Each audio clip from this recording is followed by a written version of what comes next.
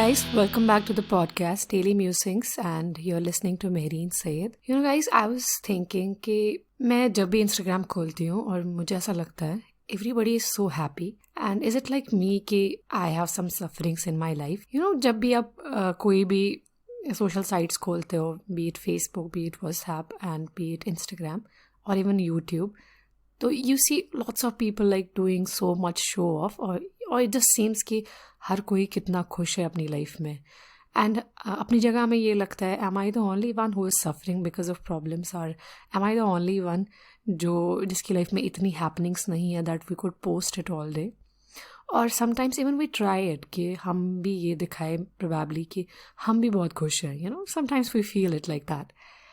But then I was thinking कि ये सच नहीं हो सकता. I mean, every one of us has sufferings in their own way.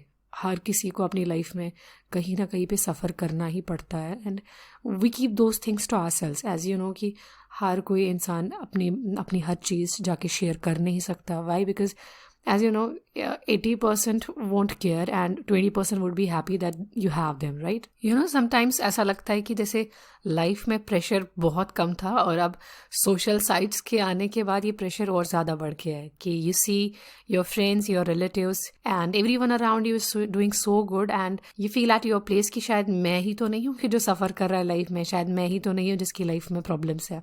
You know guys, हम सबकी लाइफ में प्रॉब्लम्स होती हैं एक्चुअली. मतलब मैं अपनी बात करूँ तो एक टाइम पे मान लो कि मैं भी बहुत एक्टिव हो जाती हूँ इंस्टाग्राम पे. For some time I will be posting pics, I will be posting some stuff, तो सडनली फिर मैं गायब हो जाऊँगी. And it's like sometimes maybe आपकी लाइफ में कुछ अच्छे टाइम चल रहे होंगे and you feel so happy about all the things around, तो आप वो खुशी खुशी से ना चीज़ें शेयर करते हो. And sometimes people do it out of, you know, like just show off कि कुछ करने को है नहीं, और may be they find it something that pleases them, तो वो कर लेते हैं. बट ये एक टाइप का प्रेशर बन चुका है प्रेजेंट मॉडर्न वर्ल्ड में कि सोशल साइट्स का जो ये शो ऑफ है ये बहुत ज़्यादा हो चुका है.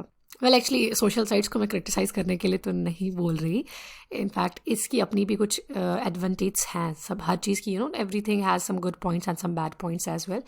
But this episode is particularly going to be about, you know, how to deal with some downs in your life particularly. हमारी लाइफ में टाइम टू टाइम काफ़ी अप डाउन्स आते रहते हैं और जब वो पर्टिकुलर कोई ऐसा डाउन आता है जहाँ पे हमें लगता है कि दिस इज़ एंड, अब और नहीं जी सकता इंसान, या अब मैं आगे कुछ नहीं कर सकता. ये सी लाइक ऐसा होता है हर इंसान की लाइफ में. If I talk about my self, जैसे मैं 2 साल पहले की बात करूँ या 3 साल पहले की बात करूँ, तो टाइम टू टाइम ऐसी चीज़ें होती गई जहाँ पे मुझे लगता था कि ओ माय गॉड, अब इसके आगे मुझसे नहीं होगा, oh my god, this is it, अब I am giving up right here, I can't survive it. And now when I compare that situation to the present जहाँ पे मैं उससे ज़्यादा डील कर रही हूँ, तो अब आई एम लाइक कि ओ माय गॉड कि मैं इस चीज़ के लिए मतलब तब इतना पैनिक कर रही थी. Those things doesn't even matter now. You know, आपके साथ भी ऐसा हुआ होगा कि हम ऐसे सेटबैक से बाहर आते हैं एक टाइम के बाद में जब हम पीछे मुड़ के देखते हैं और उस सेटबैक को एनालाइज करते हैं कि ये वो चीज़ थी जिसके लिए मैं लाइफ में एक टाइम पे गिव अप करने वाला था और आज वो चीज़ मैटर नहीं करती है. लेकिन जब वो चीज़ चल रही होती है पर्टिकुलरली, तब हमें मतलब कोई आके समझाए भी कि bro it's going to be fine, no worry, हमें नहीं समझ आएगा तब.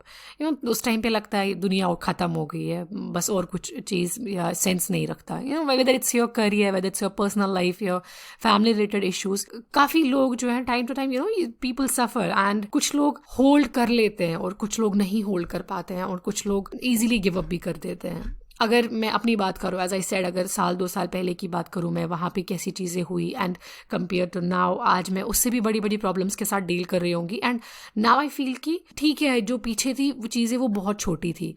And sometimes I feel like maybe it's like because sometimes these downs are there, क्योंकि ये हमें और ज़्यादा स्ट्रॉन्ग बनाती है. हर इंसान की लाइफ में इट कांट बी वो bed of roses all the time. हमें चीज़ों से सफ़र करना पड़ेगा, हमें आगे निकलना पड़ेगा.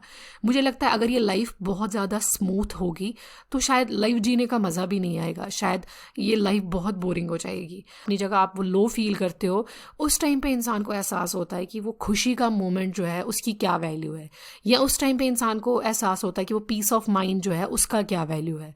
और जब पर्टिकुलरली बंदा डाउन से बाहर निकल के आता है तो उसके बाद वो और ज़्यादा स्ट्रांग हो जाता है, वो और ज़्यादा प्रॉब्लम्स के लिए जो है मतलब उनको फेस करने की हिम्मत रखता है। मुझे लगता है कि जब हमारी लाइफ में कोई प्रॉब्लम आती है उस टाइम हम बिल्कुल पॉजिटिव नहीं सोचते, ये कभी भी नहीं सोचेंगे कि यार प्रॉब्लम आई है तो it could help me any way in future, हम कभी नहीं सोच सकते। मतलब अपनी बात करूँ तो maybe I have said it one of my episodes कि मेरे लिए बहुत मुश्किल होता है ऑप्टिमिस्टिक रहना, जबकि मेरे फ्रेंड्स मेरी फैमिली हमेशा मुझे एनकरेज करती है कि तुम इतना नेगेटिव क्यों सोचती हो, कभी तो ऑप्टिमिस्टिक रहा करो, कभी तो पॉजिटिव सोचा करो, तुम्हारे साथ अच्छा होगा। मैं मतलब जिस मोमेंट पे ये हो रही होंगी चीज़ें, even if like somebody comes and tells me कि don't worry things will be fine, उस टाइम पे मुझे लगता है नहीं यार दुनिया तो खत्म है, अब मुझसे कुछ नहीं होगा। और बाद में आगे बढ़ के मुझे लगता है कि यार मतलब लोग सच कह रहे थे, ऐसा नहीं है। आई वोंट से कि प्रॉब्लम्स का एकदम सोल्यूशन निकल के आया मेरे लिए तो मैं खुश हो गई कि या इट वर्क। ऐसा है कि मतलब अगर उन प्रॉब्लम्स का सोल्यूशन भी नहीं आया या उन प्रॉब्लम्स के थ्रू मैं मतलब बाहर निकली या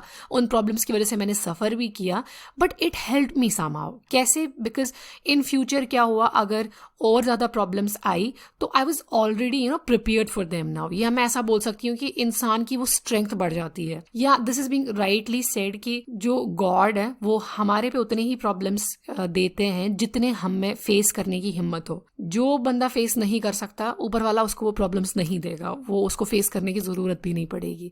तो जब भी आपकी लाइफ में कोई प्रॉब्लम आती है तो उस टाइम पे हमें नो डाउट लगता है कि no we can't survive it, but once you come out of it तो उस टाइम पे आपको लगता है कि आप उस चीज़ से कहीं ना चाहते हुए भी बहुत कुछ सीख जाते हो, आप ना चाहते हुए भी बहुत ज़्यादा स्ट्रांग हो गए होते हो, आप ना चाहते हुए भी अपना मतलब खुद का ख्याल रखना ही पड़ता है, आपको खुद को आपको उससे बाहर निकालना ही पड़ता है। इवन इफ कि आपको लगता है उस टाइम पे कि नहीं मैं यहाँ से नहीं निकल पाऊंगा, आप निकल जाते हो और आपको खुद वहाँ से निकालने वाला आप खुद होते हो। एंड मैंने एक मूवी देखी थी एज आई सेड लॉकडाउन के ड्यूरिंग मैंने थोड़ी बहुत मूवीज देखी थी, तो एक मूवी देखी थी मैंने जो मुझे किसी ने सजेस्ट की थी और मूवी का नाम था फॉरेस्ट गंप। मूवी बहुत इंस्पिरेशनल है एंड मूवी का जो है it's like based on a life lesson. जब मैंने वो मूवी देखी it was like based on a character जो फिजिकली और मेंटली डिजेबल था, जिसको लोग स्टूपिड मानते थे फ्रॉम हिज वेरी चाइल्डहुड। वो चल नहीं पाता था और उसका आईक्यू लेवल बहुत डाउन था कि उसको स्कूल में आसानी से एडमिशन तक नहीं मिल रहा था, but he kept going on in his life. और कैसे मतलब वो आगे बढ़ता गया, नो मैटर उसको कितने सेटबैक्स मिलते गए, नो मैटर वो कितने डाउन्स फेस करता गया, अगर उसको एक रास्ता भी, एक वो रोशनी की किरण भी दिखती थी कहीं से, वो वहां से निकल चलता था। And at the end of the movie it shows कि the character did best then anybody else in the movie. Movie में बाकी कैरेक्टर्स थे, उनके कंपेयर में सबसे अच्छा अगर एंड में कोई कैरेक्टर था तो वो वही मेन कैरेक्टर था जिसको लोग स्टूपिड मानते रहे। लेकिन गाइज उसने ये सब प्लान करके वो नहीं करता था। जब भी उसकी लाइफ में कोई प्रॉब्लम आती थी तो वो प्लान करके नहीं चलता था कि मतलब अब मैं ये करूंगा, अब मैं वो करूंगा। When I am saying this I am not saying that you don't need to plan for yourself. Obviously planning is best, plan तो करोगे आप, लेकिन प्लान करते ड्यूरिंग हम एक्सपेक्टेशंस भी सेट करते हैं। प्लान करते ड्यूरिंग हमें मतलब एक्सपेक्टेशंस ऑटोमेटिकली आ जाती है कि when you are planning something, when you are working for something, हमारे माइंड में ऑटोमेटिकली, हमारे दिल में ऑटोमेटिकली उस चीज़ के लिए जो है एक्सपेक्टेशंस आती है। बट जब मैं इस कैरेक्टर की बात कर रही हूँ, वो किसी चीज़ से कोई एक्सपेक्टेशन नहीं रखता था या वो कोई प्लान नहीं करता था। Whatever like kept coming to him, वो उसे फेस करता गया और आगे बढ़ता गया। मान लीजिए अगर वो एक मोमेंट में कहीं पर फेल हुआ और फेल होने की वजह से he had to sit home, तो घर पे अगर उसको कोई काम करने को मिल रहा था, he was trying best in that thing, जो उसको मिल रहा था वो उसमें आगे जा रहा था। वो मूवी के एंड में वो कैरेक्टर एक डायलॉग कहता है जो मुझे बहुत पसंद आया कि मुझे नहीं पता लाइफ जो है हमारी कोई डेस्टिनी है या हम एक्सीडेंटली फ्लो करते हैं विंड की तरह। मुझे नहीं पता ये डेस्टिनी है हर किसी इंसान की लाइफ में कि उसको ये करना है वो करना है, या हम एक्सीडेंटली मतलब हर एक एपिसोड हमारी लाइफ में जो हो रहा है उसी की कॉन्सिक्वेंसेस से हम आगे बढ़ते जा रहे हैं। या कभी कभी ऐसा लगता है maybe it's like combination of both, maybe it's like destiny and maybe it's like that accidental flowing. Sometimes we are like so much planning for ourselves कि मैं इस जॉब में जाऊँगा, या मैं इस एजुकेशन में जाऊँगा, या मैं ऐसी फैमिली रखूँगा, या मैं मेरी पर्सनल लाइफ ऐसी रहेगी. We set lots of expectation with lots of things. But then अगर वो हमारे हाथ से वो चीज़ें छूट जाती हैं, तो we suddenly feel like this is the end of world, and we feel like this is all that matter to us, and now that it's not there, I don't want to live. But guys we never see this thing कि जब भी वो setback आता है ना, उस time पे अगर कोई छोटी सी अपॉर्चुनिटी भी मिल जाए ना इंसान को, या छोटा सा रास्ता भी मिल जाए ना, अगर आप में वो हिम्मत है ना उस रास्ते को पकड़ के जाने की, आगे बढ़ने की, देन ट्रस्ट मी गाइज, आप लाइफ में कभी नहीं रुकोगे. आपको लाइफ में कभी भी कोई चीज़ नहीं गिराएगी. इनफैक्ट इवन अगर गिराएगी भी तो आप 100 बार उठ के आगे निकल जाओगे. वो कहते हैं ना कि इट डजेंट मैटर आप कितनी बार गिरते हो, व्हाट मैटर्स इज कि आप कितनी बार स्टैंड हो. जितनी बार आप स्टैंड होगे उतनी बार आप में उतनी ज़्यादा हिम्मत आएगी, उतनी ज़्यादा स्ट्रेंथ आएगी, आप आगे बढ़ते जाओगे. ये मूवी देखने के बाद, मतलब काफ़ी टाइम हो गया ये मूवी देखे हुए, एंड ये मूवी देखने के बाद every time like I get a setback in my life, personally saying, I am not kidding about this, I swear. जब से मैंने ये मूवी देखी है और मेरी लाइफ में अगर कोई भी सेटबैक आता है, मेरे माइंड में एक डायलॉग आता है, forest Gump kept going. In fact मैंने एक बार अपने इंस्टाग्राम बायो में भी ये लाइन लिखी थी कि Forrest Gump kept going. So whenever I personally feel कि like something is stopping me, और मुझे लगता है कि ये ऐसा मोमेंट है, यहाँ से आगे मैं नहीं निकल पाऊंगी, I just like remind myself Forrest Gump kept going. But as I said, the movie was based on a life lesson कि जो भी मूवीज बनती है, मतलब सारी तो नहीं बट कुछ अच्छी मूवीज भी होती है जो हमें कुछ लेसन देने के लिए बनी होती है. चाहे आप सपोज बुक्स की बात करो, मूवीज की बात करो, ड्रामाओं की बात करो, अगर कुछ अच्छी चीजें हैं तो ऑब्वियसली कुछ अच्छी चीजें सिखाने के लिए होती है. एज आई सेड, मैंने ये मूवी देखी तो मैंने एक इंस्पिरेशन ही लिया इसमें से. लाइफ में जितनी बार आपको सेटबैक्स मिले, जस्ट कीप गोइंग. बस उस मोमेंट पे आप आंखें बंद करके बस ये सोचो that we have to keep going.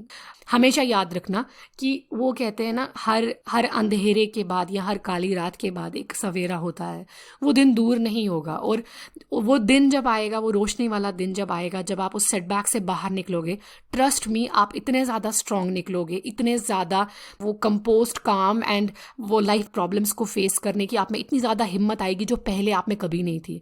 In fact आपने काफ़ी लोगों से सुना होगा, जब वो कभी सेटबैक से होकर निकलते हैं ना, तो पता है लोग क्या कहते हैं कि मुझे उम्मीद नहीं थी कि मैं यहाँ से निकलूंगा, या मुझे उम्मीद नहीं थी मैं इस चीज़ को फेस कर पाऊंगा, और आज जब मैं खुद को देखता हूँ तो I feel proud of myself कि I could do it. I feel proud of myself that I could overcome it. Episode के एंड में मुझे एक चीज़ याद आ गई, इसी के रिलेटेड है. बेसिकली मेरी फ्रेंड ने एक बार मुझे एक मेम सेंड की, और मेम में क्या था, when someone says take care of yourself, या व्हेन समवन सेज अपना ख्याल रखना. तो मेम के अंदर क्या था, शाहरुख खान अपने आप को गोद में उठा के मतलब खड़ा था, मतलब Shahrukh Khan is holding himself in his lap, खड़ा था और अपने आप को गोद में रखा हुआ था, और मेम के ऊपर लिखा था व्हेन समवन सेज अपना ख्याल रखना.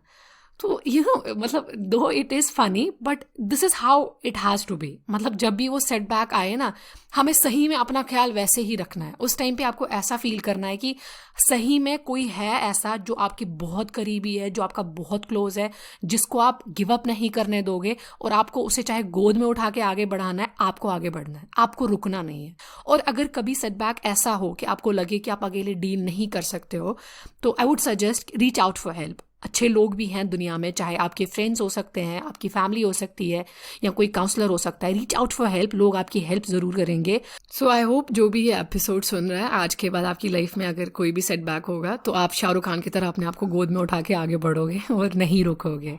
And you are free to share your experiences with me about how you have dealt with setbacks in your life, या पर्टिकुलरली कोई ऐसा मोमेंट आया है जहाँ पर आपने सही में अपने आप को गोद में उठा के आगे बढ़े हो. तो आप ऐसे एक्सपीरियंसेस मेरे साथ शेयर कर सकते हो. आप मुझे मैसेज कर सकते हैं, या आप कमेंट सेक्शन में अपना एक्सपीरियंस बता सकते हैं. And guys keep listening, and I will see you soon in the next episode. Bye.